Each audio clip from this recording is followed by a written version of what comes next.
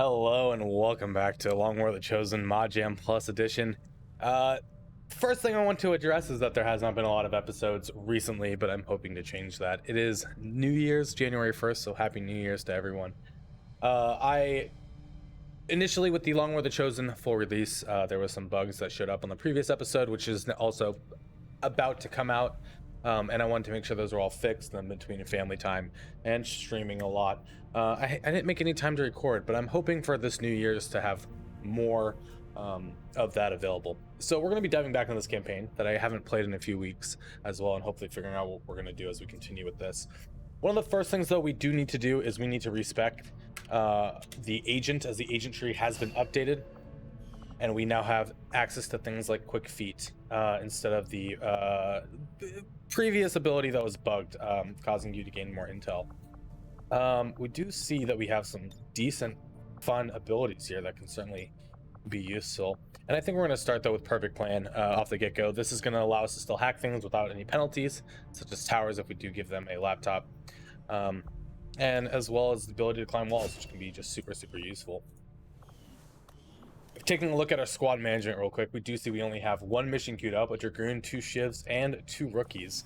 So that is certainly going to be exciting today.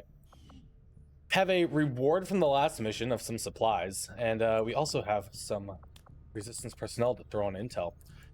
Eastern US is sitting at 2 strength, New Brazil sitting at strength 1, and we are at April 8th. So we are at force level 3, and we are looking to hopefully avoid retaliation if that's going to be a thing coming out. Menace being queued up. Kind of Hail Mary to get an engineer, but hopefully everything will work out there. I do think we want to keep scanning at New Brazil as we are looking for Liberation Chain, and we have not started Liberation Chain at all just yet. First dark event's going to be completed. Parkour. The enemy deploys some units that have been trained to climb walls. This is the same ability that the agent just got, Parkour, from that talent pick we just picked up. We will pick up the scanning site later, but I think it's very important to get a few missions queued. And we do find a supply raid. Now we can glean from this that strength is being moved into here. We don't know how or from where just yet, but seeing as it's 10 to 12, it also tells me it's either a strength 2 or strength 3 region. And that timer is so low that there's really nothing I can do about it. Hopefully we can catch a supply raid on the next cycle of it. We are just going to keep clearing out some of our debris here, but I think first and foremost we do want to pick up wet work. Picking this up is super, super good, as you are really in a race against time to get to 3 master sergeants. And I am looking forward to having a few more engineers to help us get clearing, get building, help with our income. Now it does not look like we have any more missions to queue up, but we do have our extract the VIP. If we check down here, though, we see that strength 2, this strength did go up. It did come from Eastern US, since this went to strength 1. This cannot get below 7 to 9. This is going to be as easy as it gets. We are bringing out the Dragoon, the Shiv, rookie. So we are going to get a few more promotions. But I hope everyone's having a happy new year. Hoping to, again, to do more of these, this YouTube recording when I can make time. As it's certainly one of the limiting factors with streaming every day, is I do get tired and not always up to just want to jump back into more XCOM after 8 hours of it. So if you're looking for an XCOM fix throughout the day while waiting on some videos, might I recommend checking out me on Twitch, twitch.tv/AKA where I stream Monday through Friday. Long War the Chosen Mod Jam Plus. We also do a lot of testing and config editing and balancing changes there. VIP to safety. Menace 1-5, target coordinates incoming. Secure the VIP and proceed to the evac volume for extraction. Advent already knows we're here, so your position isn't concealed for the extraction. So we do not have concealment, which is a-okay with me. We have 2 Shivs that are going to be taking a brunt of these hits, and we are in a strength 1 region. I'm going to guess we have 7 or 8 enemies on the map, and I'm totally fine with finding a pod early on like this. Medic, Trooper, Pathfinder, Hunter. Now the Hunter doesn't have the same AI like the other Pathfinders do, of where they want to get a flanking position on you. And so that will be important to remember. They are going to try to just take shots from long range. Here I come. Them being armored as well certainly does not help our case, but we will, I think, start by moving Frantic up, getting an AP grenade on the medic and trooper. But before I do that, do I want to try and get a frag grenade on the Pathfinder Hunter? It doesn't look like I'm going to be able to do that. So let's get an AP grenade here, see if we can't kill the 2 weaker guys.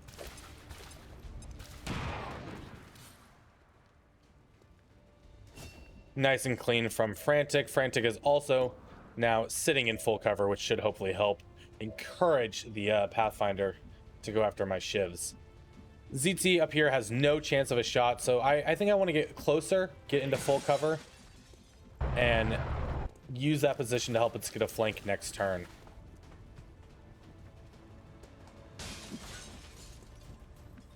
White Knight as well, I want to put in a position where he's going to be protected. We do not know where the other 2 pods are, but I do suspect they're relatively close to us, as we're not that far away from the evac zone. Now, I don't have a flank on the Pathfinder, but taking a 21% shot doesn't really do anything for me. So instead, I think I just overwatch both of my shivs in case we run into more trouble.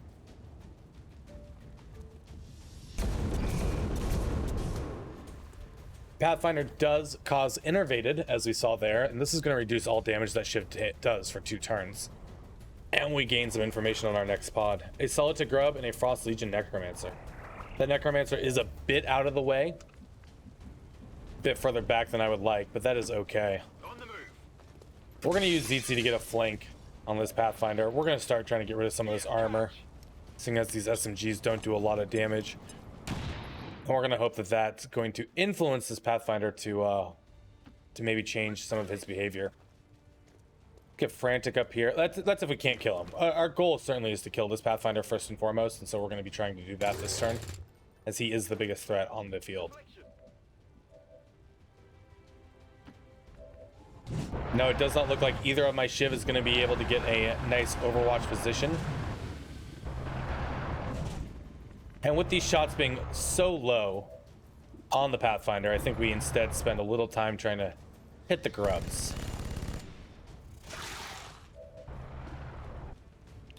We are hoping this Pathfinder is going to move since he is flanked, and we're going to just start moving people up. Relying on only 1 overwatch and putting us a little bit at risk, but again, this is as 1 soldier, 2 rookies. Like, the goal is just to get through. Lucky our Shiv does hit the overwatch.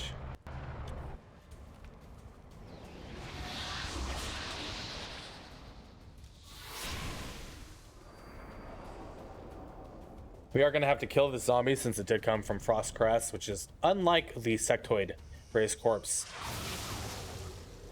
And we'll create a persistent zombie that we have to deal with. We don't have combatives to tank that either. I do really want to grapple this loot because I am greedy.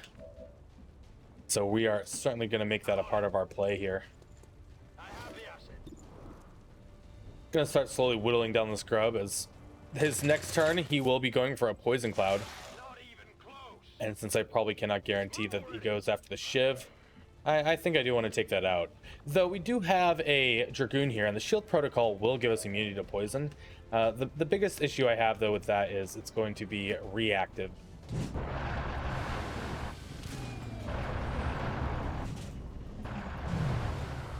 I think for all our sakes, I need to use a grenade on the scrub. Guarantee a little bit of damage.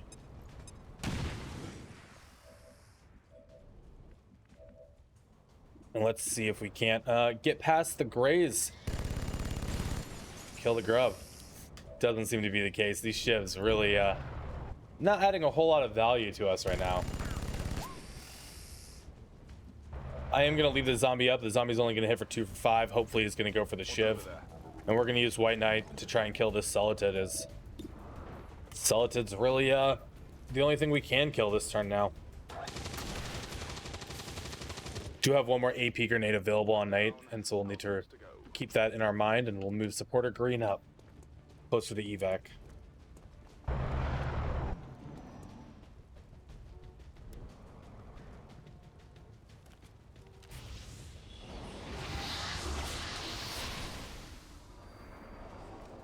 That's gonna be an actual raid zombie that if we kill the necromancer will disappear.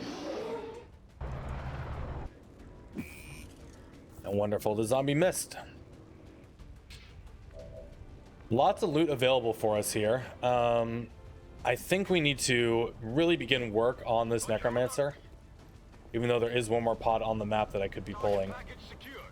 We do pull an advanced hair trigger from that little bit of loot.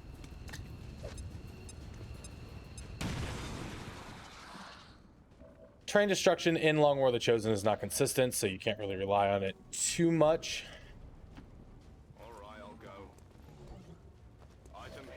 But the grenade did give us a little bit of guaranteed damage.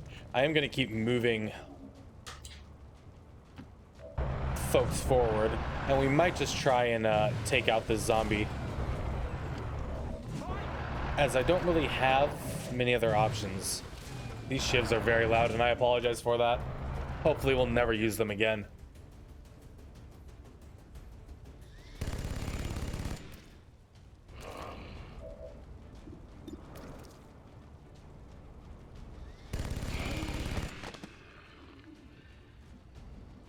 At this point, we might just be trying to make a dash for it with everyone. Like, this is not a great mission to stand and fight against things that have so much HP.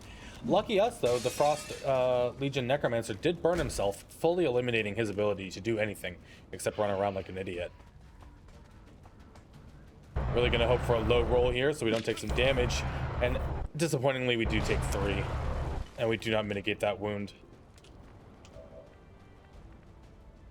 I'm going to use my civilian here to give me a little bit of information and scout the way forward, hopefully not triggering anything, but letting us know if this is a viable option for us just to run.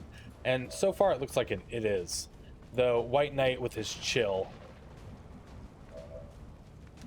is not too happy about that. Let's see if we can't get Thunder to get a flank. Well, both our Thunders to get a flank to start things off. Even though this was the Frostcrest zombie, so it's not going to disappear.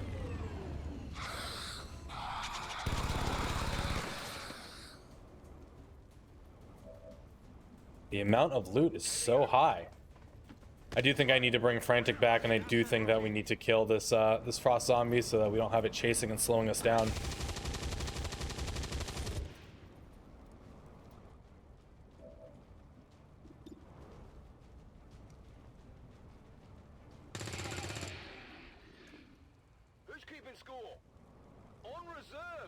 Let's jump Thunder back up. Let's get ZT back up as well.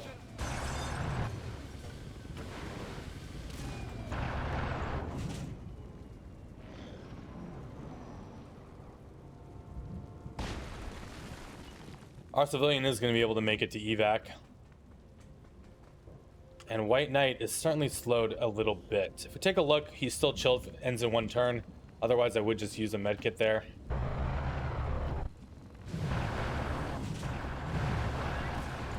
But I think we are just going to get into sprint mode and try to get out.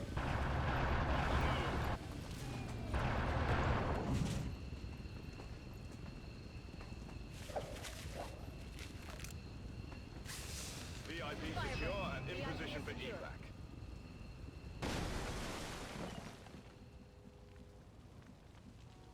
We are just a few tiles short of White from getting out, so we'll keep everyone here for safe caution. Overwatch for one more turn. If we do find the last pod, we can then gain a little bit more experience. But with that information, or with that pod not really being revealed until now, we know we are going to get out. Quite an easy pod. Would have been nice to take that on while we still had access to AP grenades. And so in this case, and their positioning, I'm going to do the smart thing. Take my one wound and get out of here.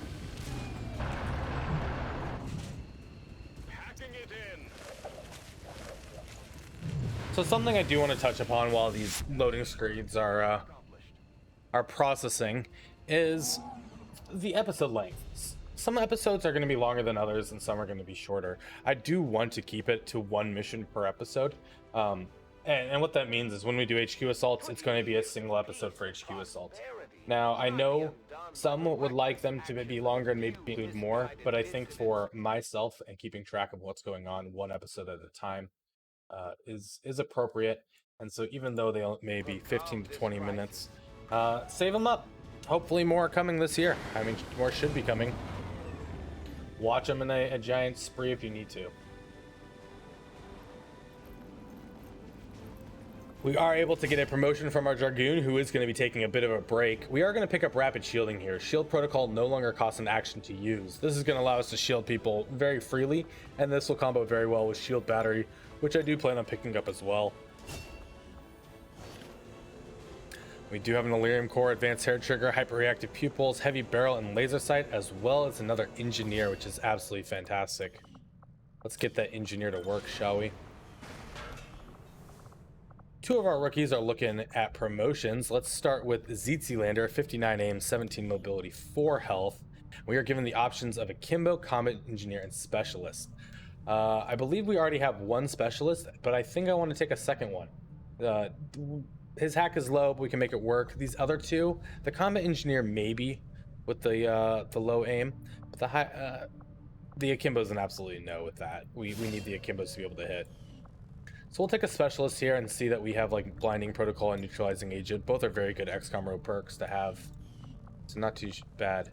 Next up is Frantic. Frantic is given the option of the infantry, Dragoon, and the Shinobi. We do have one Shinobi already. A second would be very nice. We have a Dragoon, and I'm looking to see if we have an infantry. We do. With 59 aim, but really good mobility. I'm very tempted to go with the Shinobi. We can get a little bit additional aim out of Blade Master, and Cutthroat will help us do some more damage. If we feel we need a little bit more aim, we could also pick up Executioner over Combatives, but that's probably not going to happen, to be fair. Combatives is just way too strong. Resilience is a very good perk to have on something on the front line, minus 30 penalty to critical hit chances. Combo this with a nanoscale and you'll never really get crit at all. Too bad about those wounds. We'll have to make it work. This is where I'm going to be calling it here. Up next is going to be finding a few more missions and queuing them up, as well as running another mission in the next episode. But thank you so much for watching. Hope you enjoy yourself, and I'll catch you in the next one.